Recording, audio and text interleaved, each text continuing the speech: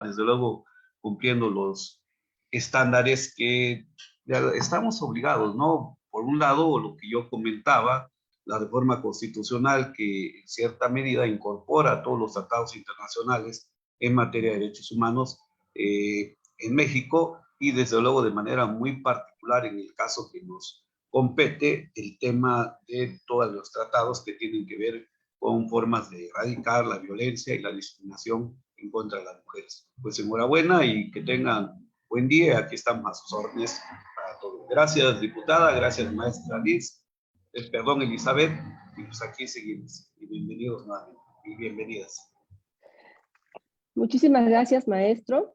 Pues una reflexión bastante concreta, específica de la problemática que se vive en el tema de justicia. Le agradecemos mucho, además, que haya convocado con cada una de nosotras y estar aquí con nosotras y darle también seguimiento a esta iniciativa que, como usted bien decía, pues usted ha estado también promoviendo desde hace muchos años que justamente exista formación obligatoria tanto en las y los estudiantes como también a quienes han egresado de la Facultad de Derecho de la máxima casa de estudios. Le agradezco mucho sus palabras y bueno, vamos a continuar. Vamos a comentar acerca de la iniciativa, la exposición de motivos y pues bueno, pues vamos a empezar. No sé si me puedan apoyar las y los compañeros para que puedan ir proyectando la presentación. Vamos a modificar un poquito el orden del día en este momento. Y no sé si por ahí me puedan informar si se ve la presentación. Muchas gracias. Sí se ve, claro. Perfecto. Pues bueno, quiero comentarles a cada una de ustedes y creo que, no sé si me puedan informar si ya estamos transmitiendo por Facebook, también ya estamos transmitiendo por Facebook Live. Les agradecemos muchísimo a quienes también se están conectando a través de esta plataforma, que estén aquí presentes para que puedan escuchar la importancia de esta iniciativa. Nosotros estamos convencidas, la diputada Liz Arroyo, convencida de que es necesario que las iniciativas puedan pues compartirse con la ciudadanía para que sepan cuáles son las iniciativas que presentan las diputadas y cuáles son las razones por las cuales se están promoviendo. Pues, muchas gracias. Estoy viendo algunos mensajitos que nos acompañan desde Jalisco. Les agradecemos bastante que estén aquí conectadas. Pues bueno, la iniciativa de ley estatal de formación obligatoria, quiero decirles que es una iniciativa, no sé si me apoyan con la siguiente, es una iniciativa de ley que se presentó el 8 de marzo, ¿no? Aquí en Oaxaca, en el Congreso en Oaxaca, una fecha, 8 de marzo, una fecha muy significativa para el movimiento de las mujeres, quienes hemos estado formando parte del movimiento de mujeres que hemos estado exigiendo un cambio significativo en la forma en cómo se juzgan los casos de violencia de género, cómo se le atiende a las mujeres víctimas indirectas de feminicidio. Y bueno, les cuento que previo a su presentación se hicieron, la diputada Liz Arroyo convocó a varias mesas de trabajo directamente con víctimas de violencia, de otras violencias, víctimas indirectas de feminicidio, madres, hermanas, tías, abuelas, hijas, ¿no? Quienes por muchos años han estado exigiendo justicia, ¿no? Ante un sistema que ha sido indolente, que les ha obstaculizado, ¿no? El acceso a la justicia y que han considerado la justicia en términos formales y que justamente esta iniciativa lo que busca es repensar la justicia de una manera distinta, porque a quienes se juzga hay algo que las madres víctimas de feminicidio, hermanas, incluso sobrevivientes de feminicidio han estado buscando en Oaxaca, es que estos casos no se vean como un número más, ¿no? Sino es un caso en el que existió una víctima inocente a quienes se le arrebató la vida, pero que además, al momento que se le arrebata la vida, se le afecta de manera estructural a toda una familia, ¿no? Se destruye toda una familia y la afectación, digamos, pues evidentemente es pues, irreparable, ¿no? Y es algo que ellas también han estado exigiendo, diciendo que evidentemente la reparación estatal jamás va a devolver la vida de sus hijas. Entonces, hubieron varias mesas de trabajo también con víctimas de violencia vicaria, el Frente Nacional contra la Violencia Vicaria también estuvo presente, organizaciones como Consolidando un México Mejor también, que está en Cimatlán, varias compañeras defensoras también, quienes nos pasamos varios días dialogando con la diputada para poder aterrizar una iniciativa que no implicara solo un cambio. ¿Sí? Dígame. Está prendido, está viciado el sonido porque hay 2 micrófonos. A ver, vamos a checar. Por favor, si me apoyan en revisar. A ver, veamos. Bueno, a mí no me sale que hay otro, pero no sé si me apoyan.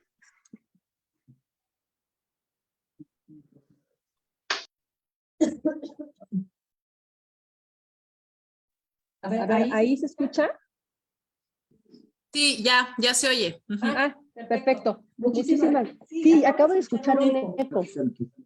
Ah, ok, perfecto. Ya lo están checando, ¿eh? Muchísimas gracias. Ya, perfecto. Ya, perfecto.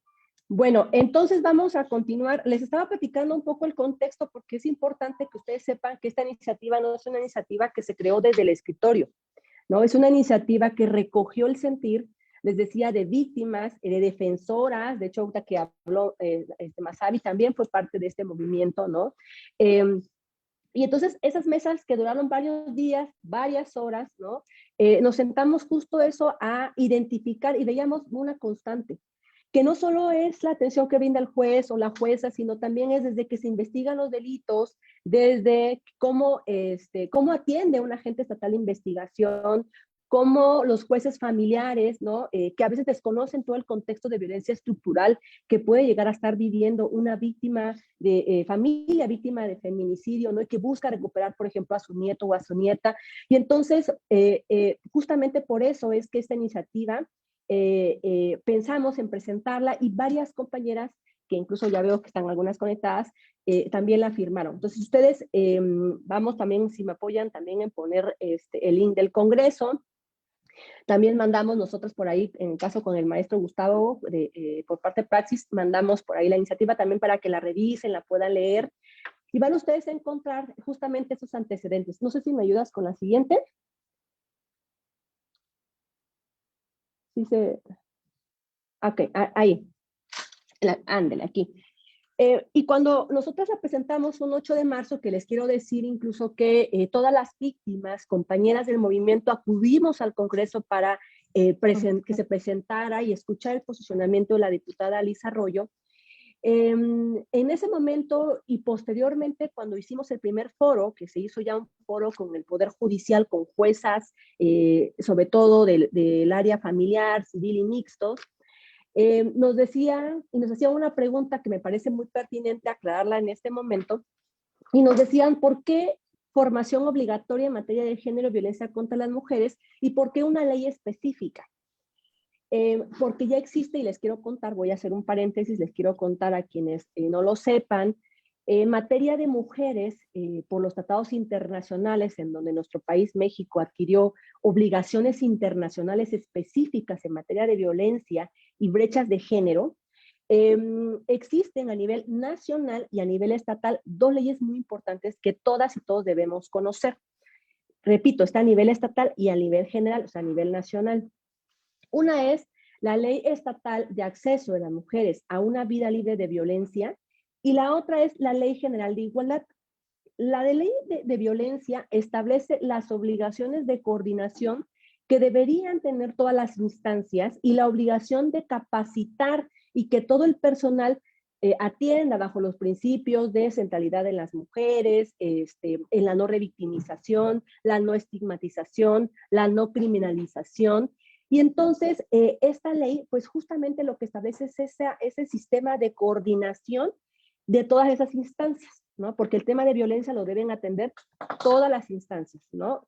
Defensoría Pública, agencias del Ministerio Público, Poder Judicial del Estado, Policía Estatal, los municipios, las sindicaturas. Y entonces esta ley lo que establece es esa obligación que tienen estas instancias y la obligación, por supuesto, de que deben estar, porque las instancias deben brindar capacitación. Y entonces me decían, pero si ya hay una ley en materia de violencia, ¿por qué una ley estatal de formación obligatoria? Y el planteamiento viene en la propia iniciativa, pero que les quiero comentar. ¿Por qué? Porque en esta ley establece el mandato de las instancias, ¿no? De que deben capacitar, establece que la Secretaría de las Mujeres, que el Poder Judicial, que cada una de esas instancias tienen que capacitar y generar mecanismos de coordinación para prevenir, atender, sancionar y erradicar la violencia. Sin embargo, esa ley no establece un mandato muy específico que se deriva de nuestra Constitución, que a partir de 2011 se modificó todo el sistema jurídico en México y se estableció una obligación específica en materia de derechos humanos, como es el respetar derechos, garantizar, proteger, promover derechos humanos, y que en caso de que las instancias no lo hagan, el de reparar e investigar graves violaciones a los derechos humanos. Entonces, en esa tesitura, esta ley lo que busca justamente es ahora dirigir al personal, al funcionariado que aplica la ley estatal de acceso, esa ley de violencia, al funcionariado que están en las instancias, ¿no? Públicas, municipales, estatales, ¿no? Que dicen que deben atender pensando en las víctimas, no revictimizándolas, no atendiendo, por ejemplo, al agresor y a la víctima en un mismo lugar. Eso dice la ley, pero ¿cuál es el mandato específico que nos dice cómo se va a brindar la capacitación, quién la va a brindar, cómo se va a realizar el proceso de certificación, cómo va a ser el proceso de cuando una autoridad no quiera capacitarse, qué se va a hacer, cuál es el proceso que se debe de seguir para la permanencia de un funcionario o funcionaria que está en esas áreas tan sensibles como es atender la violencia? Es decir, las autoridades que están en esa primera línea de batalla, ¿no? Que evidentemente quienes ya llevamos muchos años trabajando el tema de violencia contra las mujeres, sabemos que el atender violencia por años consecutivos, sin tener procesos de contención, sin estar preparándonos constantemente, no solo nos perjudica a nuestra salud, a quienes estamos brindando el servicio, sino también al afectar nuestra salud de quienes atendemos, estamos afectando de manera directa a el justiciable, o sea, la persona que acude a recibir la atención o la persona que está exigiendo justicia. Entonces, esta ley es necesaria porque establece la obligación de capacitarse, procesos de certificación, quién debe vigilar este proceso, qué pasa si el funcionario se niega a capacitarse, qué pasa si el funcionario quiere permanecer en un espacio, pero pues no está sometido a los procesos de capacitación. Entonces, esta ley justamente es una ley de tipo funcional que busca cómo voy a hacer realidad que en efecto un funcionario público o funcionaria esté debidamente sensibilizada y capacitado para brindar una atención integral. Entonces, por eso, esa es la razón principal por la que necesitamos una ley. Y esta ley, como les digo, regula incluso que se debe de capacitar no solo al personal que está en la primera línea de batalla, a la policía que tiene una intervención directa, por ejemplo, en casos de flagrancia con las víctimas, sino también al titular, ¿no?, del Poder Ejecutivo. Es decir, está capacitado, se debe capacitar desde la primera persona operativa hasta los mandos medios y el gobernador. ¿Y cómo se va a hacer? Pues la ley justamente hace una propuesta a esta iniciativa que todavía está como una iniciativa y que se busca que se pueda aprobar y que evidentemente pues, es mejorable. Lo que busca justamente es quién se va a hacer cargo, por ejemplo, de la capacitación de los mandos medios, quién se va a hacer cargo de la capacitación operativa, si Fiscalía, Tribunal tienen la obligación de capacitar a su personal, pues por supuesto que son ellos quienes deben de capacitar, pero tiene que haber un eje transversal y debe haber una instancia que vigile que ese proceso de capacitación no tenga, por ejemplo, sesgos de género. Y eso evidentemente es una responsabilidad que le debe corresponder a las instancias que les toca transversalizar la perspectiva de género y en este caso la Secretaría de las Mujeres. Adelante, por favor. Entonces yo espero un poquito como haber resuelto esta duda que entendemos que a muchas les queda justamente porque, pues como decía, tenemos leyes específicas para el tema de atención a la violencia y el tema de la igualdad. Como les decía, entonces esta iniciativa se presenta en una sesión ordinaria el 8 de marzo. Ustedes pueden encontrarla en la página del Congreso. Si no, si están algún compañero o compañera del Congreso, por favor, del equipo que me pueda apoyarla en colocarla, si es que no la han visto. Si no, también vamos a ponerla en las páginas, en nuestras redes sociales, para que ustedes la puedan ver si es que no les dio tiempo de verla. Vamos con la que sigue, por favor.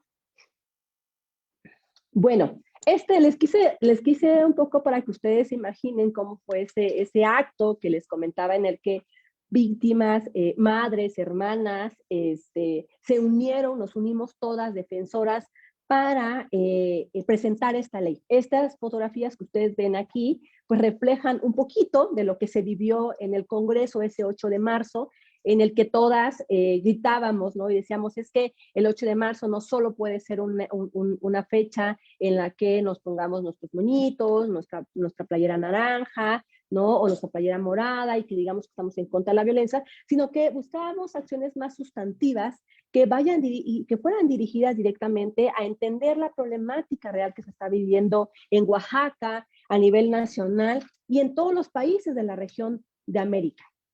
Ustedes van a ver incluso en la fotografía del lado izquierdo, van a ver que pues se presentó una lona incluso con la firma de cada una de ellas, que también se refleja en la iniciativa, en el documento escrito. Pues bueno, para que ustedes vean más o menos, las madres cantaron, gritaron y pedían justamente que pudieran las y los diputados, los demás, pues suscribir también esta iniciativa y lamentablemente pues no hubo, pues sí se hizo eco, pero ningún diputado o diputada pues la suscribió, ¿no? Y eso es un poco, refleja esta situación grave, problemática, sistemática, de que debemos entender cómo que la violencia de género contra las mujeres es sistemática y mucho tiene que ver la actuación estatal, ¿no? Para que pues tengamos altos índices de impunidad. Por ejemplo, en la iniciativa reflejamos a lo que hemos reflejado en otras iniciativas, que es lo que muchas organizaciones civiles a nivel nacional han estado visibilizando, que es que, por ejemplo, Impunidad Cero, que es una organización civil que mide la impunidad, que nos dijo apenas el año pasado en un informe que en todo el acumulado de años desde que inició el sistema de justicia al 2022, hay 100% de impunidad en delitos de feminicidio, en esa impunidad acumulada, que significa que puede ser que haya una sentencia, pero que todavía no esté firme y que no se haya logrado una reparación simbólica del daño, porque insisto, y eso lo comentaba hace un rato, no va a haber ninguna acción de restitución que vaya a restituir, ¿no?, la vida de una mujer. No sé si me ayudan, ¿hay otro audio prendido? Sí, los hacen, sí. Sí, ¿verdad? Ya, no sé si ya se sigue escuchando. ¿Sí? Es que hay otro audio prendido, no sé si... Por la suma de los dos y ya checas. Rubí, no sé si me apoyas con tu audio. Ay, muchas gracias. Sí, gracias, una disculpa. Bueno, le damos por favor continuación. Y bueno, quiero decirles que también como un acto respetuoso, ¿no?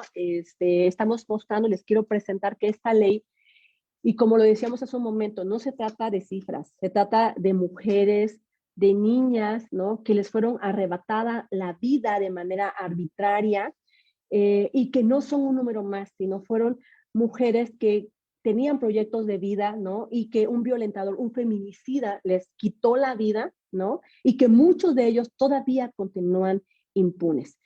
Con el debido respeto hacia las madres, con la debida autorización que me dieron para presentárselas, para que ustedes vean quiénes son las hijas de estas madres que han exigido por muchos años justicia. Les presento a Leslie, les presento a Daphne, Alma Daisy, Ivonne, Irma, y damos por favor a la que sigue, Estrella, Ivonne, Vianney, Montserrat, María de los Ángeles. Ellas son las hijas, ¿no?, de estas madres que han estado exigiendo por muchos años justicia, que han tomado las calles, porque muchas de ellas, insisto, después de 10, 12, 15 años, todavía no han logrado sentencia. Ahorita nos va a acompañar la licenciada Ana María, que es la mamá de Monse, de Montserrat, quien ustedes ven en la pantalla, que hace apenitas logró la sentencia, ¿no?, para sancionar al feminicida, pero que bueno, ella les va a decir por todo lo que ha pasado, ¿no? Ella es abogada, y todo a pesar de que ella ha sido abogada, pues como el sistema y ella ha tenido, conjunto con las demás víctimas, que luchar, no solo buscando justicia para que el feminicida sea sancionado, sino que se ha tenido que enfrentar al Estado, a la insensibilidad, a los obstáculos que el propio Estado ha brindado, y que les quiero decir que en materia de feminicidio hay un componente muy importante que es el componente de impunidad, ¿no? Que bueno, entonces vamos con lo que sigue. Insisto y les comento, las quisimos presentar porque no son cifras, son mujeres, y se les presenta quiénes son porque se les pidió la autorización de vida a cada una de las mamás para que pudieran presentar a sus hijas, que son quienes fueron asesinadas en este proceso, en este feminicidio de los que fueron víctimas. Adelante.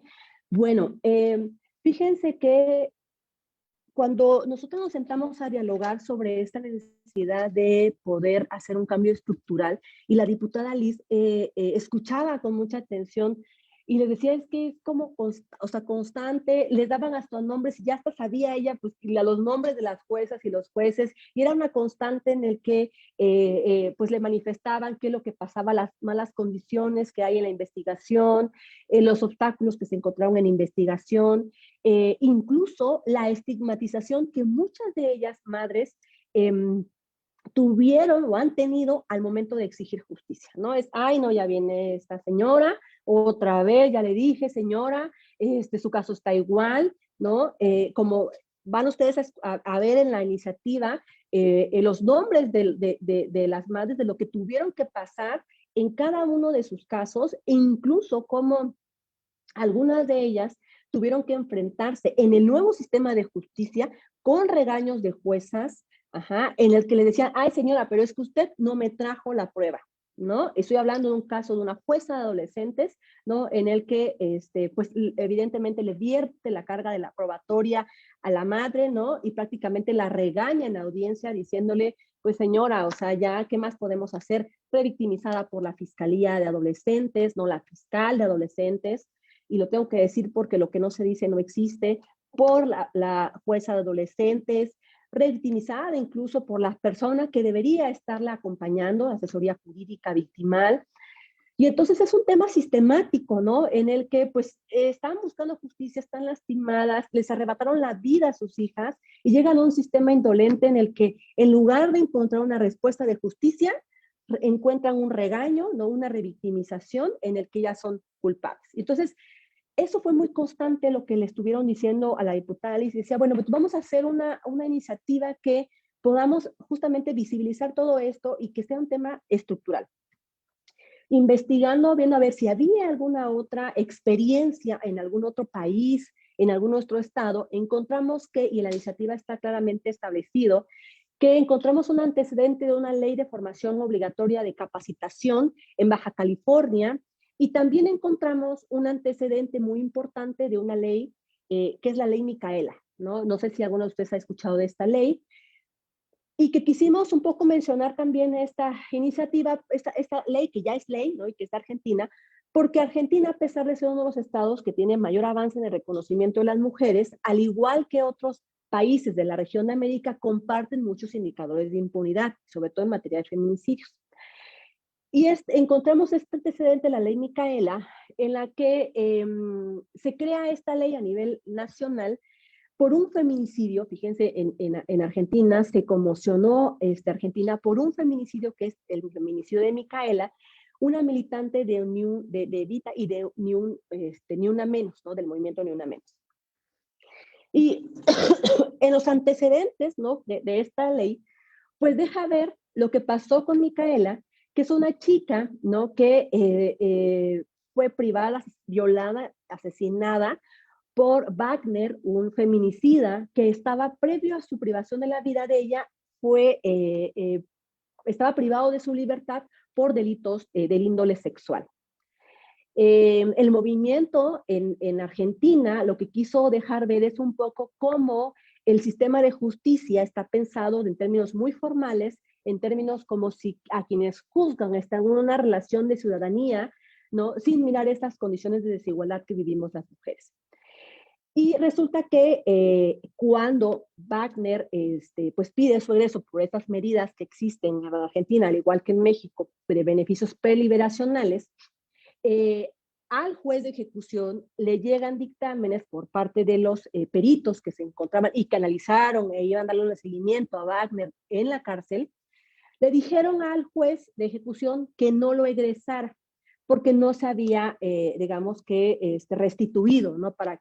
No estaba reinsertado todavía, no podía estar reinsertado en la sociedad porque no se habían cumplido con ciertas condiciones que habían establecido los peritos.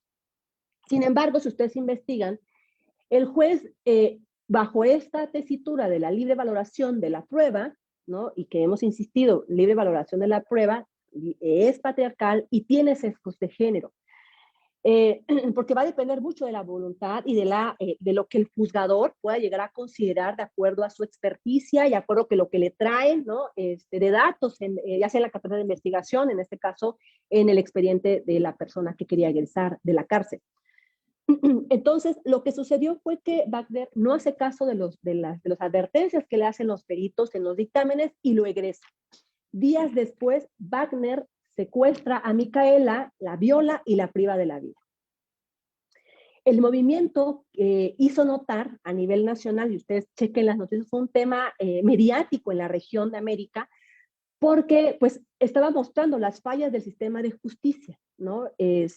Porque el juez evidentemente se excusó en el principio de la libre valoración, ¿no? De que, bueno, vamos a comentar a mayor ahorita abundamiento porque no es un tema propiamente pero que evidentemente sí podemos comentar en otros espacios.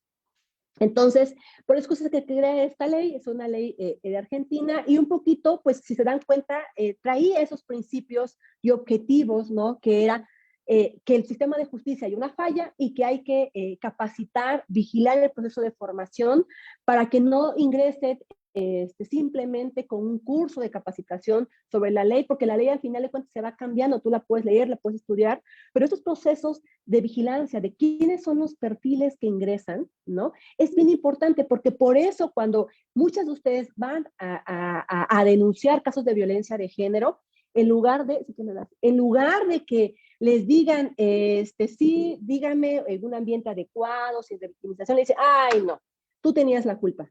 Mira cómo ibas vestida. Todavía eso sigue sucediendo en Oaxaca y no podemos negar esa realidad.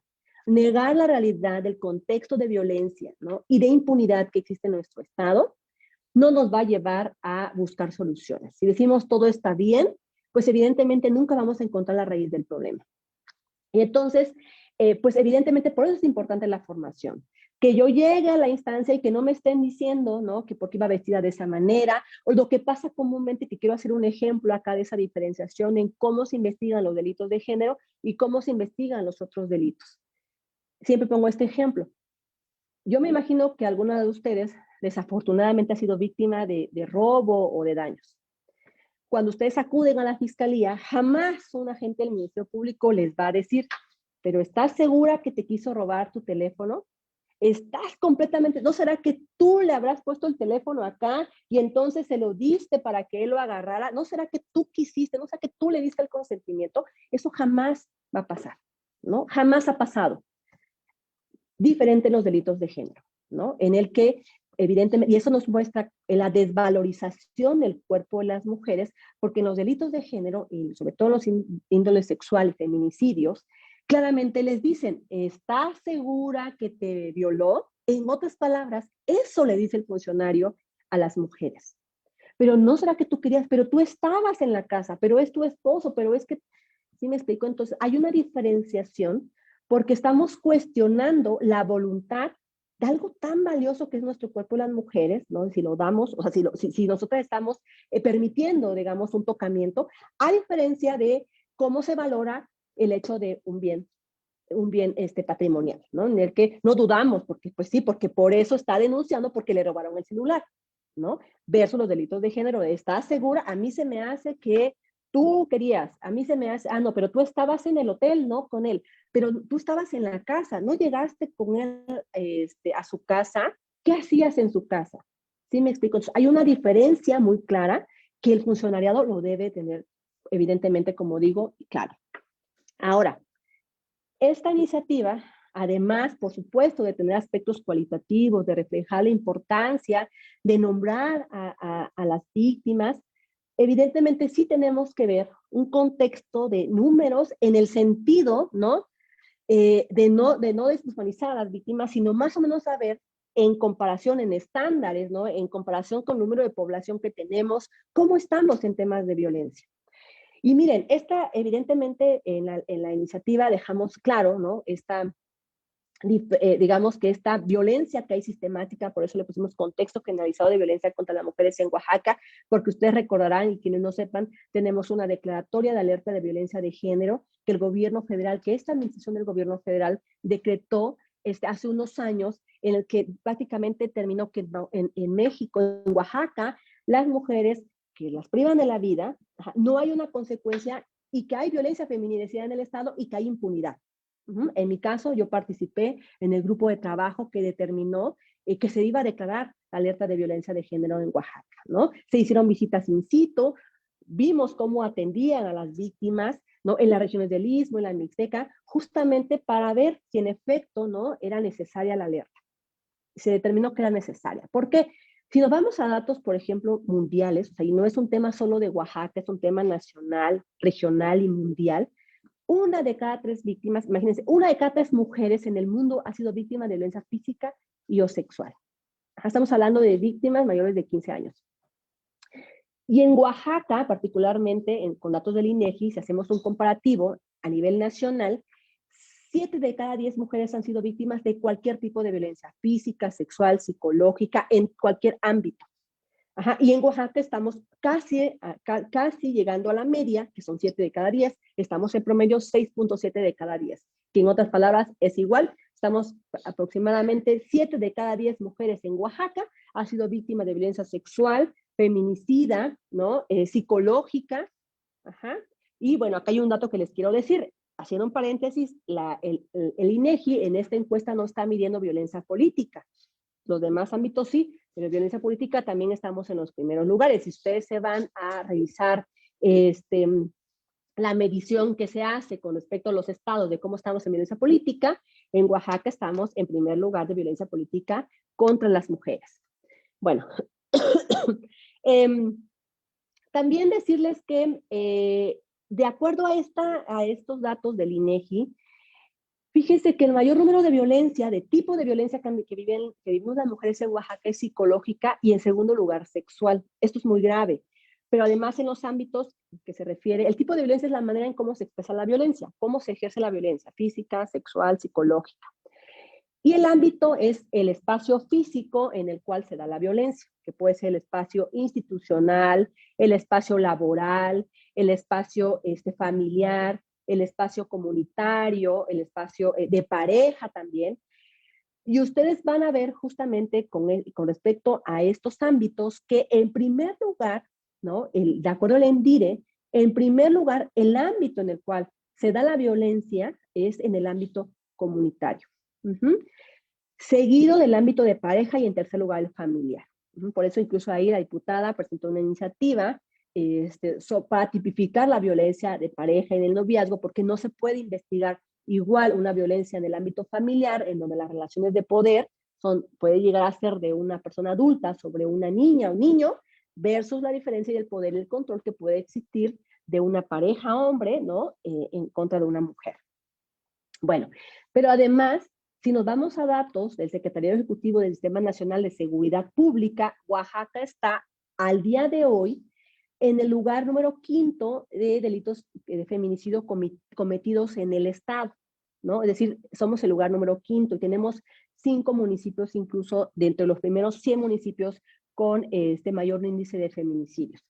El propio Secretario Ejecutivo, el Sistema Nacional, ha determinado que a pesar de que existen protocolos protocolos más bien que establecen que toda muerte violenta de una mujer debe de investigarse como feminicidio, eso no es así, no es cierto, e incluso el propio Secretario Ejecutivo ha dejado y ha hecho que se pueda visibilizar esta situación, porque ha determinado que más del 30% no se investigan como feminicidio, ¿no? Incluso da una estadística ahí de las muertes violentas de homicidios dolosos contra mujeres, donde también estamos en los primeros lugares.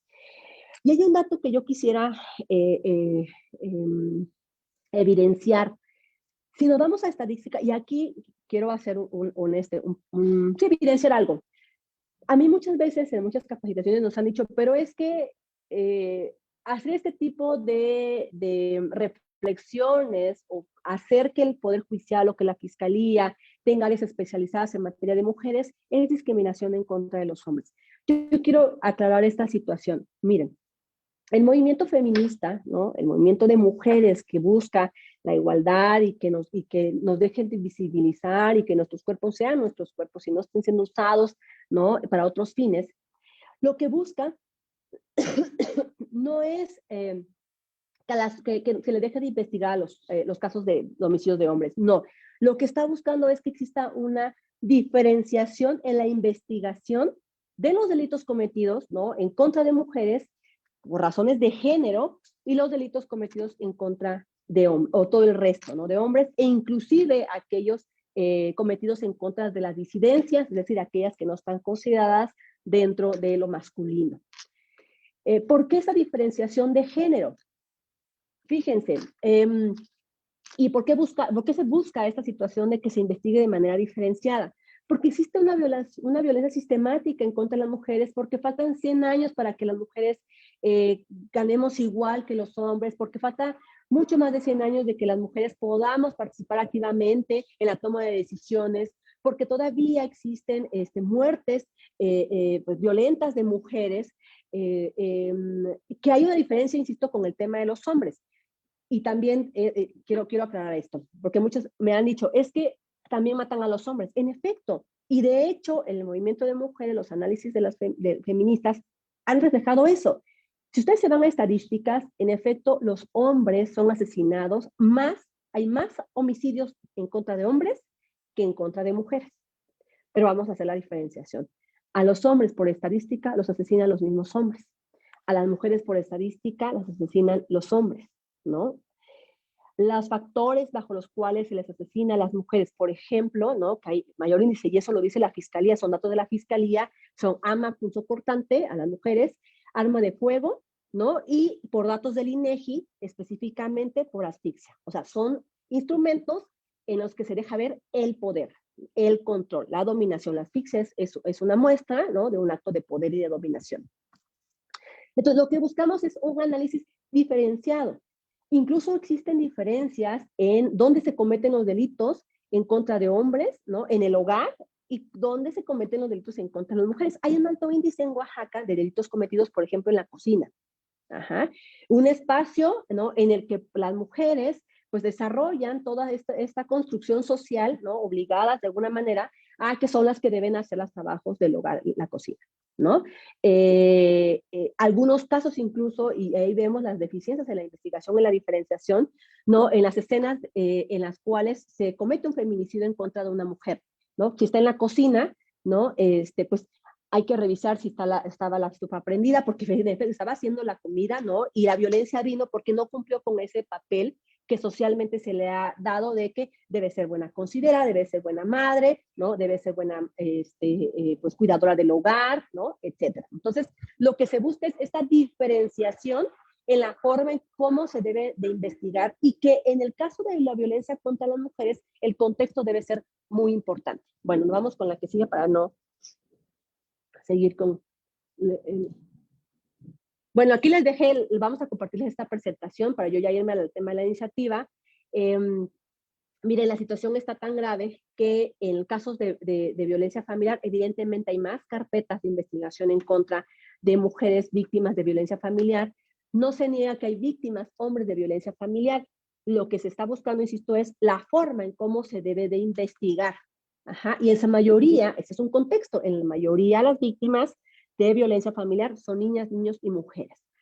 Al año pasado, todo 2022, habían 7,000 carpetas de investigación por el delito de feminicidio. Habían 7,000 carpetas en la Fiscalía General del Estado, por carpetas de violencia familiar. Entonces, estas carpetas, pues evidentemente reflejan que lo que, pues de alguna manera las estadísticas nos han dicho, no estamos seguras ni afuera, en el ámbito comunitario y en el ámbito familiar, pues tampoco. Imagínense, de las estadísticas del INEGI, violencia familiar ocupa el tercer lugar, pero las carpetas ocupa el primer lugar, y eso es un problema, tiene que ver con un problema de legislación, porque la violencia comunitaria no está de todo legislada.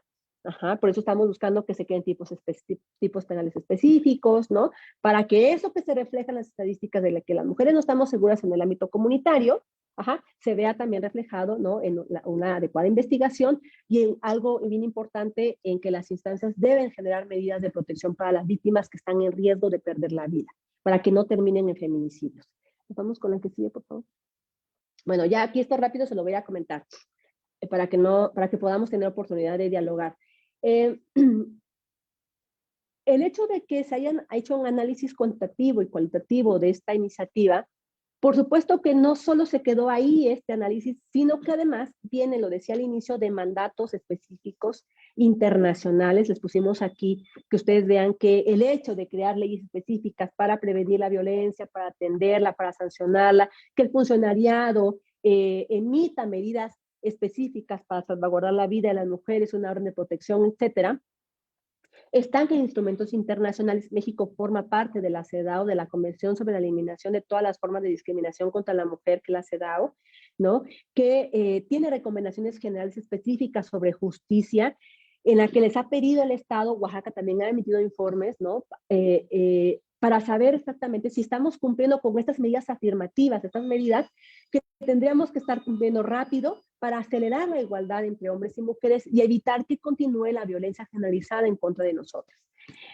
Les pone acá observaciones finales al 9º informe ordinario que rindió México el 6 de julio, eso fue el año pasado, para que pues, esos organismos internacionales están revisando cómo estamos dándole cumplimiento a la CEDAW. Entonces, esta iniciativa está dándole cumplimiento a la recomendación general 19 y 33 de la CEDAW, pero también de otro tratado internacional que nuestro país forma parte, que es más regional, que es de la Convención Interamericana para Prevenir, Sancionar y Erradicar la Violencia contra la Mujer, y también las sentencias de la Corte. Sé que hay unas abogadas y abogados aquí siguiéndonos. Como ustedes saben, México pues ha incumplido varios tratados internacionales y tenemos ya por lo menos más de 10 sentencias por parte de la Corte Interamericana, porque no le hemos dado cumplido a estos tratados internacionales, sobre todo a la Convención Interamericana, ¿no? En el que refleja la necesidad de la capacitación y la formación del funcionariado, por mencionar algunos: Campo Algodonero, apenas el de caso de Digna Ochoa, Fernández Ortega, Rosendo Cantú, varias resoluciones internacionales específicamente que hablan de estas fallas del sistema de justicia. Nos vamos con la que sigue, por favor. Aterrizando el tema de la ley, evidentemente hacer una ley estatal es crear prácticamente, fue crear una ley, pues se rige bajo principios, evidentemente, que teníamos que establecer para que el funcionariado y las personas que van a capacitar, porque evidentemente tiene que haber, en la ley se establece la iniciativa, que tiene que haber facilitadoras, personas que estén certificadas, ¿no? Y que se deben de regir bajo estos principios, ¿no? El tema de la autonomía, la libertad de las mujeres, que es algo que hemos estado pidiendo las mujeres, el movimiento de mujeres desde hace mucho tiempo, porque libres y autónomas no somos, porque evidentemente, por ejemplo, hablando del tema de la autonomía, desde que las niñas son chiquitas, cuando las están educando, nos están construyendo una idea de que nuestra media naranja, de que nuestra finalidad va a ser el matrimonio, la relación de pareja, y entonces nos van creando esta idea de la dependencia, ¿no? Entonces, aquí lo que queremos es que el funcionariado entienda que una mujer, por el hecho que no la va a definir su estado civil, por ejemplo, ¿no? Es por citar un ejemplo. La igualdad y la no discriminación, la no criminalización y la no estigmatización. Muchas víctimas de violencia de género, víctimas sobrevivientes de feminicidio, madres, hermanas, se vuelven defensoras de derechos humanos y activistas, como la Liga Ana María, que está ahorita acá, que ya le voy a dar el uso de la voz, y que empiezan procesos de estigmatización, de poderes calificativos, ¿no? Decir, ay, no, es que ya está exigiendo justicia otra vez, ya viene otra vez, y que en realidad son mujeres que están haciendo cambios trascendentales para las que venimos atrás, ¿no? Que están abriendo brechas, ¿no? Y que son mujeres valientes que están enfrentándose, decía yo, a todo el sistema de justicia. Y entonces es importante que el funcionario entienda que las víctimas tienen un legítimo derecho de exigir justicia. Exigir justicia porque le privaron la vida a una hija, a una madre, a una hermana, y legítimo porque tanto el Estado como socialmente, ¿no? La sociedad tiene que, pues de alguna manera entender, ¿no? Que el feminicidio no es normal y que debemos alzar la voz, porque si no hacemos y no decimos nada, va a seguir pasando lo que ha pasado por mucho tiempo, que privar de la vida de una mujer en Oaxaca, en México y en la región, no va a pasar absolutamente nada. Progresividad y no regresividad, porque una vez que se le asigna un derecho a una mujer no se los puede retirar, y una perspectiva feminista interseccional, y eso lo quisimos dejar muy claro porque la perspectiva de género queda muy limitada, ¿no?, a la relación entre hombres y mujeres, y la perspectiva feminista ha proporcionado herramientas específicas para mirar las desigualdades, no solo en razón entre hombres y mujeres, la forma en que se investigan los delitos, como lo decía, sino también la forma de discriminación que puede existir contra una mujer pobre, con una mujer indígena, con una mujer racializada, ¿no? En el que las instancias tienen que actuar de manera diferente. No es el mismo proceso de revictimización que puede haber de una mujer que puede tener acceso a la justicia a una mujer racializada que vive ahí en una comunidad en donde no hay ministerio público para poder denunciar una violencia sexual, por ejemplo. Entonces, un poco quisimos dejar muy claro este enfoque en la iniciativa. Nos vamos con lo que sí. Bueno, en la iniciativa ustedes van a encontrar varios aspectos, varios rubros, ¿no? Y que queremos que ustedes la observen, la critiquen, que ustedes puedan aportar, porque evidentemente toda ley, toda iniciativa es perfectible, ¿no? Y que lo que quisimos es establecer unos parámetros para que una vez que logremos aprobar esta ley, les invitamos a que se unan también a exigir que se pueda aprobar esta ley. Una vez que se logre, vamos a tener que buscar, o más bien, que se reformen las demás leyes orgánicas de las demás instancias, Poder Judicial, Poder Legislativo, etcétera, para que puedan aterrizar a sus leyes orgánicas específicas, ¿no?, estos mandatos que estamos dejando en esta ley estatal. Entonces, establecimos quiénes son sujetas de la ley, quiénes tienen la obligación de vigilar el cumplimiento de la ley, quiénes están obligadas a cumplir la ley, quiénes están obligadas, ¿no?, a darle seguimiento, ¿no?, y qué pasa si no cumplo la ley. Se busca que se pueda crear un programa estatal de capacitación en el que puedan participar todas las especialistas y especialistas para que ese programa de capacitación pueda ser el que rija los criterios, porque evidentemente, y lo han dicho, es que hay mucha capacitación por acá, por allá hay capacitación en los municipios, capacitan en el Poder Judicial, capacitan en la Fiscalía, pero no hay parámetros específicos, cada quien capacita como quiere y entiende que debe ser la capacitación. Ajá. Y aquí se requiere actuar de la mano con las organizaciones que están abriendo brecha, que están logrando cambios significativos. Una de ellas ha sido Praxis Universitaria, ¿no? Y que sean ellos quienes han tenido que, son expertas y expertos y han tenido que incidir y lograr estos cambios significativos, ¿no? Y que ayudaría mucho a que esa visión, ¿no?, se puedan incorporar a estos procesos. Por eso dijimos, tiene que haber un programa estatal de capacitación, nada puede ser improvisado, porque hay muchas capacitaciones, mucho recurso perdido, no hay indicadores, insisto, cada quien capacita como entiende. Y un proceso de certificación, porque evidentemente la atención se debe de monitorear quién está brindando atención. Si yo soy una mujer que estoy viviendo violencia, ¿no?, en el ámbito laboral, en el ámbito familiar, en el ámbito institucional, y no estoy atendiendo esa violencia, y estoy atendiendo a una mujer en situación de violencia, por supuesto que esa violencia que yo estoy viviendo, ¿no?, me puedo volver agresiva, me puedo volver, estoy cansada, pues puedo tener síndrome de burnout, y estar atendiendo a mujeres en situación de violencia, evidentemente eso puede causar una afectación, ¿no?, en la víctima directa, en la mujer que está en situación de violencia, y la podemos estar revictimizando. El tema de la transparencia también, que sea público quién se capacitó, cómo se capacitó, ¿no?, si está cumpliendo con los estándares de capacitación. Vamos con que sí, ¿no? La verdad, bueno. Bueno, para no quitarles muchísimo tiempo, todo esto en términos generales ustedes lo van a encontrar en la iniciativa. Buscamos que sea la Secretaría de las Mujeres la que vigile el cumplimiento, pero que existan más instancias que puedan brindar esta capacitación en el marco de sus obligaciones, pero que pues exista una instancia que esté cumpliendo con su obligación de vigilar y que cumpla con la transversalización de la perspectiva de género. Para que no quitar más tiempo, no sé si sigue por aquí la licenciada Anita. Aquí estoy, maestra. Voy a darle... Muchas gracias, Lic. Bueno, voy a darle el uso de la voz aquí a la licenciada Ana María Robles. Ella es una activista, es una defensora, que ha por muchos años alzado la voz para lograr justicia, no solo por su hija, ¿no? Ella es responsable de juntar un grupo de mujeres en conjunto con otras para alzar la voz y hacer un grupo en el que pues exija justicia de manera colectiva, y es lo que las instancias no han entendido, ¿no? La justicia también es colectiva. Pues adelante, licenciada Anita. Pues muchas gracias, agradezco a la diputada por esta invitación, a usted, maestra, porque ha sido pues parte también de un soporte para nosotras quienes iniciamos desafortunadamente con esta violencia que es la extrema que puede ocurrir en agravio de las mujeres. Y bueno, pues voy a comentarles un poquito de lo que yo he vivido. A mi hija le quita la vida en el 19 de octubre del 2012, Edgar Fabián Martínez Carmona, porque ya está confirmada su sentencia.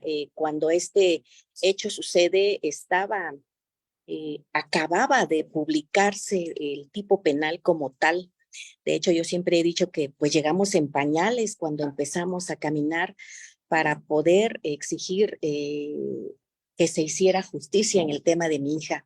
El primer obstáculo que yo me encuentro pues es no saber qué hacer en este caso, porque pues te come el dolor, te come no saber a dónde, con quién, porque no se sabía del tema, no había un protocolo como tal, muy difícil para poder primero integrar la averiguación previa. En ese entonces les estoy hablando de hace 11 años ya en este tema, y a la par pues con una niña en orfandad también, porque es complicado el encontrarte en una situación así, encontrarnos con que los agentes del Ministerio Público no sabían, no tenían la capacitación, encontrarnos con que cuando se consigna por fin mi averiguación previa ante el juzgado segundo de lo penal, en ese entonces era el juez José Luis Ríos, pues él libra una orden de aprehensión por homicidio calificado, un obstáculo tan grande para mí porque él decía que no se acreditaba el feminicidio, y en una de las pláticas él se atrevió a juzgar la conducta de mi hija, ¿no? Decía, pues a lo mejor discutieron y él la provocó. Apelamos a esa situación, logramos que se reclasificara y se siguiera por feminicidio. Se ejecuta una orden después de un largo año de búsqueda, porque también ahí nos encontramos con que los papás los protegen. Aquí en este caso los papás lo habían paseado por parte de todo el estado de Oaxaca y el último destino fue Baja California, a donde lo fuimos a traer. Después de ahí nos encontramos que llegar a unos juzgados donde no hay una básica que es el conocimiento de los derechos humanos de los jueces, porque hemos sido parte de las mamás, somos un colectivo de mamás que logramos unirnos en esta búsqueda de justicia, en esta búsqueda de escucha. Su servidora lleva ya con 3 gobernadores con el que hemos tocado puerta para que nos escuche, para que se capaciten a todos los funcionarios que brindan acceso a la justicia, porque no tienen, de verdad, no tienen la capacitación en derechos humanos. Yo lo veo ahora con el tema, cuando dictaron la sentencia en el tema de mi hija, dejan a mi niña fuera de esto, cuando que hay una niña en orfandad, no la hicieron visible, no se consideró el proyecto de vida de mi hija, porque mi hija era joven, era trabajadora de gobierno, tenía una niña de 1 año cuando esto sucede, y cuando a mí me dictan la sentencia, no consideran el proyecto de mi niña de vida, ¿no? El juez da la sentencia, a ella la privan de la vida de 47 puñaladas, y el juez dice que la peligrosidad de él es de medio rango, ¿no? Él dice, pues yo le doy digo que es un feminicida de medio rango, no es de alta peligrosidad, no da la pena máxima. a la niña no la consideran y esa ha sido la lucha ahorita. Ahorita dentro de la búsqueda que tenemos del acceso a la justicia, uno de los obstáculos es también que a los niños en orfandad no se les ha visibilizado, han sido invisibles para el Estado. Yo siempre he dicho, el Estado es cruel, cruel con ellos, porque los feminicidas en la cárcel tienen sus 3 comidas, tienen atención médica. Y el obstáculo que tienen los niños en este caso, en el tema de orfandad, son invisibles. No hay un padrón como tal para que podamos hacerlos visibles. No hay un programa social que venga a incluirnos dentro de las políticas públicas. Ese es uno de los grandes obstáculos. Pero yo también aterrizo, como dice la maestra Elizabeth, en el tema de que el gran obstáculo que tenemos es la falta de capacitación en el tema de derechos humanos y en el tema de la perspectiva de género. Para nosotras, quienes hemos estado en este camino y las madres que inician en estos procesos, es importantísimo que se capacite a todo el funcionariado. De verdad, llegar a una audiencia donde vas a desahogar las pruebas, porque desafortunadamente la carga de la prueba es para nosotras, que eso es una crueldad también, pues, dices que yo la maté, compruébamelo, ¿no? En el caso concreto, el mío, mi feminicida se fue en blanco durante 11 años, no me aportó un elemento. 11 largos años para poder tener el acceso a la justicia. Hoy puedo decir con gran gusto que se ha confirmado esa sentencia a través de un recurso que él todavía amablemente tenía 8 largos años para poder promover alguna queja que le doliera dentro del proceso y la sentencia. Él la promueve y se la niegan los jueces federales y le confirman la sentencia. Entonces, de verdad que yo agradezco infinitamente a la diputada Liz, a la maestra Eli, al maestro Gustavo, porque son personas que tienen el interés de seguir pues apoyándonos, porque yo siempre lo he dicho, los colectivos de mamás y las mamás que padecemos por este viacrucis, porque yo lo llamo larga agonía, y seguimos sufriendo, tienen el interés de podernos hacer visibles. Yo siempre he dicho, gracias por hacernos visibles, gracias por permitirnos hacer valer nuestra voz, gracias por intentar plasmar en las leyes un granito de arena, y yo creo que de granito en granito vamos a poder llegar a lo que necesitamos tantas mujeres. Y pues decirles, aquí estamos, aquí está mi voz, aquí está mi experiencia y aquí está mi mano para levantarla en pro de todas esas madres que necesitan hacer justicia para sus madres. Agradezco infinitamente, de verdad. Y pues bueno, aquí estamos, maestra, sumando. Gracias, diputada, gracias, maestro, y unidos en la causa. Buenos días. Muchas gracias, licenciada Ana María. Pues no sé si, bueno, yo veo aquí unos comentarios, les voy a dar lectura, no sé si alguien quiera participar, comentar algo al respecto de la iniciativa. Bueno, están diciendo gracias, se revictimiza a las víctimas, violencia es violencia y no debe haber excusa, nos dice Clara Montserrat. Es grave que los MPs, cuando uno hace una denuncia, te nieguen copia de tu denuncia, maestra, y de repente se corta. Bueno, espero que se haya escuchado muy bien. Y alguien comenta, ¿qué se hace en el ámbito laboral cuando una mujer es la que violenta a otra mujer? Bueno, miren, la idea de hacer este foro justo es visibilizar que hay instancias, que hay muchas instancias que se cargan del tema de la atención a la violencia. Saludos desde Zacatecas, dice, muchas gracias, saludos. Es visibilizar justamente que es necesario que se capaciten en todas las áreas. Evidentemente hay muchos ámbitos de la violencia, no en el ámbito, por ejemplo, laboral, en el que ahora ya existen, ya no es como era antes, que era un proceso prácticamente totalmente administrativo, sino ya es jurisdiccional, en el que es importante, pues, si hay violencia, y la violencia, lo hemos insistido, no es un tema en el que solamente se genere violencia contra las mujeres o solo contra los hombres. ¿Hay violencia en contra de las mujeres? Sí. ¿Hay violencia en contra de los hombres? Sí. ¿Hay violencia que ejercen los hombres contra las mujeres? Sí. ¿Hay violencia que ejercen mujeres contra mujeres? Sí. Sí la hay.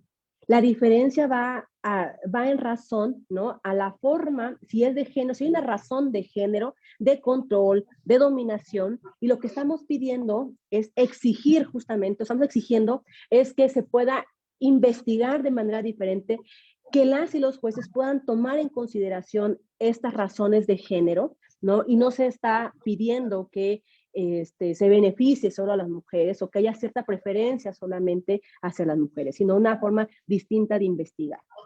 ¿Puede haber violencia de género en contra de otra mujer por parte de una mujer? Sí, sí la puede haber.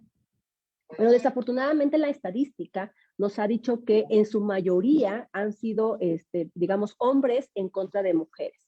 Ajá. Pero eso no significa que no se debe investigar lo demás. O sea, la compañera, pues evidentemente te invitamos a que puedas denunciar si es acoso, que tú puedas denunciar ante la Fiscalía de Género para que puedan investigar, ¿no? O iniciar los procedimientos en el ámbito laboral que correspondan.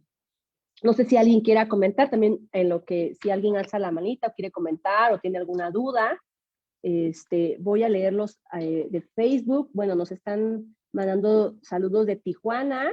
Muchísimas gracias.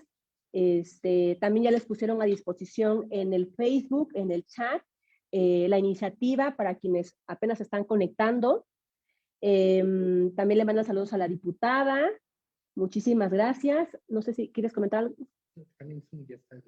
También ya está en Zoom aquí la iniciativa. No sé si el maestro Gustavo, alguien más quiera comentar algo. Masabi, adelante, por favor. Ya vi que está tu mano. Adelante. No sé si nos escuchas. Ya. Adelante.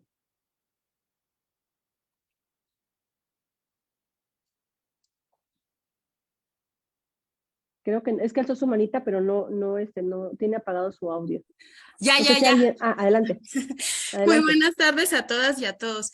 Pues comentar que me parece, la verdad, muy penoso que tenga que ser una obligación que los servidores públicos nos capacitemos para brindar una atención con perspectiva de género, porque nosotros somos servidores públicos y no debería de ser obligatorio, debería de ser parte de nuestra formación y parte de nuestra perspectiva, saber diferenciar, o sea, ser actores para garantizar los derechos a través de las instituciones, los derechos de las mujeres, ¿no?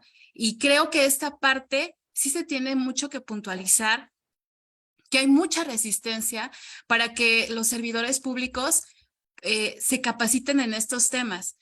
Puede ser por violencia, es por violencia estructural, pero creo que ya se tiene que hacer más presión para que realmente esto se apruebe la ley y que sea es una acción que se le debe no solamente a las mujeres, ¿no? Sino a todos los grupos que por siglos han sido vulnerizados en sus derechos, ¿no? Esa era mi parte que quería comentar.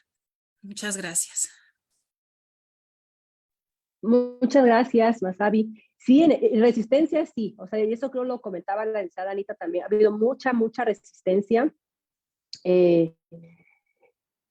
Miren, lo que buscamos con la iniciativa justo es cambiar esos sentidos comunes. Dice una feminista, Rita Segato, una antropóloga con muchos años de investigaciones, que no es posible que, y no por, digamos, que los jueces, los ministerios públicos sigan teniendo un sentido común, ¿no? Un sentido común no modificado por su conocimiento de la ley de violencia contra las mujeres, ¿no? Tiene que haber, digamos, ese esfuerzo por parte de las autoridades de poder capacitarse. Y desafortunadamente hemos encontrado mucha resistencia. Este foro lo hemos querido llevar a varias instituciones, nos ha costado, ¿no? Con el Poder Judicial luego nos abrieron las puertas, pero en otras instancias nos ha costado. Queremos que las y los funcionarios conozcan esa iniciativa, que nos digan, nos aporten también, porque evidentemente también hay problemáticas estructurales institucionales, ¿no? Que debemos considerar. Y pues bueno, adelante, Clarita. No sé si me escuchas, ¿tienes alzada tu mano? Hola, hola, muy Ahí está. buenos días, Hola. tardes. Pues me da mucho gusto que esté planteando esta plática y sobre todo la iniciativa, ¿no? A veces, como bien se dice, pues es como por sentido común que se tienen que capacitar, pero como dice también Margarita, con lo que no se menciona no existe. Y también hacer un llamado, yo diría que parte de, pues que también cuando se habla de capacitaciones Se de, escucha muy bajito. No sé si creo que es tu bueno, micrófono. Sí, bueno, ¿me escuchan? sí, ahora sí, sí, ya mejor. Yo ya te escucho mejor. Que es importante que cuando se habla de capacitación de perspectiva de género, también no se excluyan los hombres, porque desgraciadamente siempre hay alguna circular, hay alguna plática o algo que se trata de funcionarios, pero dicen, pues ese tema es de mujeres, ¿Ustedes se ¿no? escuchan? ¿Me escuchan? Bueno. Se entrecorta mucho Es que se escucha, ajá, se escucha, pero así es. Bueno, ¿me escuchan? Sí, un poquito más, sí. Que, Adelante. que es importante que también en el momento que se haga vigente esta ley, pues se haga de conocimiento a los funcionarios que también los hombres se deben de capacitar, porque cuando se habla de temas de género o de violencia de género, siempre dicen, pues ese tema es de mujeres, que vayan las mujeres, ¿no? Entonces, pues que sea casi como el código de ética de servidores públicos y que también puedan firmar inclusive una carta compromiso en donde van a llevar al pie de la letra esta ley como funcionarios públicos. Muchas gracias y muy valiosa pues esta iniciativa. Claro que sí, muchísimas gracias. Veo otra manita alzada. Lidia, adelante, y después Ileana. Ajá, sí, muy buenos días a todos todavía. Maestra Eli, muy acertado lo que ha comentado entre lo de la ponencia y desgraciadamente hasta la misma Cámara de Diputados nos ha violentado como mujeres, ¿no? Tan es así que el 8 de marzo, como usted bien lo dijo, fue presentada la iniciativa y hasta el momento no se ha podido llevar a cabo para que ya quede en forma esa iniciativa como ley, ¿no? Ya estamos hablando de 7 meses y lógico que sí, los funcionarios públicos, ya sean ministerios públicos, jueces, hasta la misma Secretaría de la Mujer, el comisionado de víctimas, debe de tener esa capacitación, porque no nada más es la capacitación, tiene que ser sensibilizar a las partes para que también puedan entender la violencia que vive uno como mujeres o como género, ¿no? Recordemos que eh, aún seguimos en un patriarcado más del 90%. Debemos de decir que la capacitación es un proceso de transformación que tenemos que llevar poco a poco, porque el objetivo de la capacitación es proporcionar conocimientos, técnicas y herramientas para desarrollar habilidades y cambios de actitudes cuando alguien llega a denunciar o llega ante un juez, ver lo de la violencia, ya sea física, violencia familiar, los tipos de violencia, los feminicidios, porque al final de cuentas no están capacitados, también por eso a veces tenemos sentencias aberrantes, ¿no? Que a veces las personas que dicen, bueno, se supone que tengo que cerración, ¿no? De cierta sentencia, porque realmente no están capacitados las personas que imparten justicia. Y como le digo, al impartir justicia no nada más es decir yo soy juez y ahora sí por la pura analogía me voy a guiar. No, tenemos que tener sensibilidad, más que nada, mucha sensibilidad. Y la capacitación, como les digo, es tener los conocimientos, tener la técnica, las herramientas para poder desarrollar habilidades y actitudes que nos lleven a una mejor resolución, a una mejor investigación por parte del Ministerio Público, no nada más los ministerios públicos, sino los agentes estatales de investigación también, los peritos médicos los peritos médicos, psicológicos, que son los primeros respondientes cuando llegan alguien a denunciar un feminicidio, una violencia, ¿no? Es importante y creo que debemos también ahorita aquí en el foro hacer partícipe también a los hombres porque no nada más se trata de las mujeres, también de los hombres, ¿no? Y también en casa empezar a educar a nuestros hijos, los que tienen hijos, de que también debe haber cierto respeto hacia la mujer, no nada más a la mujer, sino a su prójimo, ¿no? Porque recuerde que toda la educación viene desde casa. Y lo que sí debemos de hacer, lo que sí, no sé, maestra Eli, diputada Liz, ya debemos de accionar para que esa ley ya entre en vigor, porque ya estamos 7 meses que se presentó y no hemos visto ahora sí nada por parte de la Cámara de Diputados, más que por parte de la licenciada Liz, que es la que es nuestra portavoz, y podemos ya de hacer acciones para que esta ley ya entre en vigor y no siga ahí estancada, ¿no? Es toda mi participación. Muchísimas gracias, licenciada Lidia. Adelante, Ileana. ¿Sigues aquí? Sí, buen día, gracias, maestra Eli. Sí, Bueno, sí, yo por favor, quisiera... me apoyan, si pueden prendernos prender tu cámara, Ileana, porfa. Es que no te veo. No sé si... Voy. Ajá. Yo, si no estoy muy despeinada. Ah, ya. Ah, no te preocupes. Buen día, gracias. Bueno, yo quería comentar una situación que hemos como visibilizado en estos últimos días y creo que se nos está olvidando y que es algo muy importante. Los sindicatos. Ayer platicaba con otras abogadas acerca de lo que sucedió en mi caso y donde vemos que precisamente todo el personal no solo necesita la capacitación en cuanto al tema de género y la violencia y todo lo que está sucediendo. Necesitamos el acercamiento con los sindicatos, porque desafortunadamente un juez no tiene la capacidad ni la autoridad dentro de su mismo juzgado o dentro de sus funciones de pedirle a los trabajadores que realicen sus funciones correctamente o como debe de ser. ¿Por qué? Porque son de base. ¿Por qué? Porque no los puedes tocar. ¿Por qué? Porque lo van a hacer cuando quieran, ¿no? Ayer me comentaban de otra actuaria precisamente del juzgado primero, donde al demandado se lo llevaron para que lo emplazara. Él fue por su propia voluntad y ella dijo, no, va a ser el día que yo quiera. Y así me habla el presidente de la República, va a ser el día que yo le diga y el día que yo tenga tiempo. Creo que no están cumpliendo con sus funciones porque se sienten intocables y debe de ser algo que tiene que quedar muy claro dentro de las funciones también de un sindicato, que no nada más están ahí por privilegios, sino que deben de cumplir con sus funciones porque pasa eso, ¿no? Que se sienten intocables y creen que su fuente de trabajo ellos mismos la manejan y tienen la protección de un sindicato, cuando deberían de capacitarse desde la persona que está pues a la cabeza del sindicato, porque creo que también se da dentro de su misma institución todo este tema, porque lo vemos, ¿no? No eres de sindicato y te corro cuando yo quiera. Así estés cumpliendo con tus funciones, así estés cumpliendo correctamente, ¿no? Muchas veces dicen, prefiero estar o ir a una institución cuando están el personal de confianza.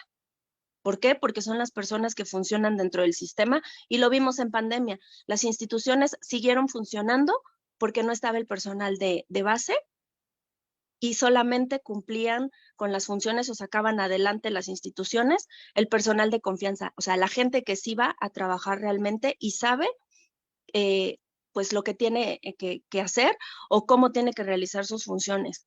Y eso es básico, ¿no? Ahora sí que las capacitaciones de todas las instancias, porque sí, ayer con toda esta plática, creo que sí es verdad que ellos creen que al ser pues ser personales del sindicato o que son de base, pueden hacer lo que quieran, ¿no? Trabajar como ellos quieran cuando se deben de cumplir ciertas bases. Por eso es que siempre apoyamos esta iniciativa y creo que no vamos a quitar el dedo del renglón porque cada vez que nos presentamos en una institución, sufrimos violencia por parte de todo el personal que es o forma parte de un sindicato. Esa sería mi aportación de este día. Muchísimas gracias, Ileana. Tienes muchísima razón. Gracias. Creo que esto podemos vincular justamente con el tema de los sindicatos. Por eso un poco el hecho del tema de establecer la obligatoriedad y que esto pueda de alguna manera impregnar el cumplimiento en otras leyes, lo que son las leyes orgánicas y administrativas de las demás instancias, porque evidentemente esta ley sola no va a lograr el objetivo, sino debemos impactar en las demás, en las leyes orgánicas del Poder Legislativo, Judicial, etcétera.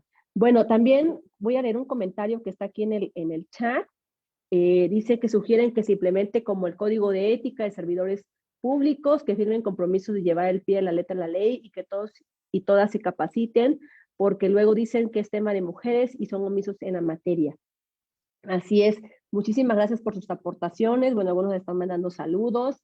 Y pues bueno, si no hay alguna otra intervención, les agradecemos mucho su presencia. Vamos a continuar con más foros sobre esta ley y otras iniciativas que tenemos, como es el Sistema Estatal de Cuidados, que la diputada ha estado impulsando también como única diputada que ha suscrito esta iniciativa.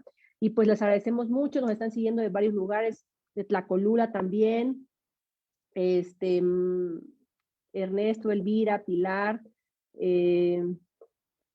Elvira, Gabriel, muchísimas gracias por seguirnos y pues bueno, sin más, nos estamos viendo para las siguientes actividades. Aprovecho para comentarles que en próximos días, el 3 de noviembre, vamos a tener otra conferencia que tiene que ver con todas las acciones que podemos realizar en el marco de la violencia política contra las mujeres, ¿no? Y que nos va a volver a acompañar la fiscal Esther Pinelo para hablarnos ahora no solo del tema de la denuncia, sino ahora de otras instancias que podemos acudir en materia de violencia política. Vamos a tener un curso de formación de liderazgo político de las mujeres también y vamos a continuar con los foros para poder seguir promoviendo estas iniciativas que tanto falta nos hacen como que buscamos lograr la reivindicación de nuestros derechos, la igualdad, etcétera. Pues nos estamos viendo.